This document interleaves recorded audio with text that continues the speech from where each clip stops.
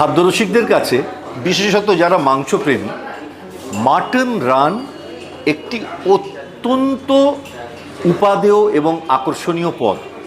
শোনা যায় Alexander the গ্রেটের সময় থেকেই নাকি এই পদটির প্রচলন শুরু হয়। আলেকজান্ডার নাকি স্থানীয় বন্ধুদের মাঝে মধ্যেই নেমন্তন্ন করে খাওয়াতেন, আর সেই সব নৈশভোজে তাদের তন্দুরে ঝলসানো মশলাদার ভেড়ার ঠ্যাঙের রোস্ট পরিবেশন করা হতো। ইংরেজ আমলেও এই পদটি খুব জনপ্রিয়তা পায়।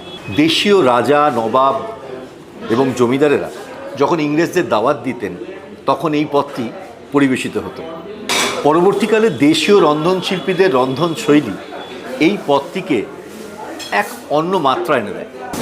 পাঁচতারা হোটেল থেকে শুরু করে বিভিন্ন বিখ্যাত ভারতীয় ও মোগলাই রেস্তোরাঁতে এই মাটন রান পদটি পরিবেশন করা হয়। আত্মীয় স্বজন বা বন্ধুবান্ধবদের সঙ্গে রেস্তোরাঁয় এসে মাটন রান সবাই মিলে ভাগ করে লাচ্ছা পরাঠা বা বাটার নান সহযোগে খাওয়ার মজাই আলাদা।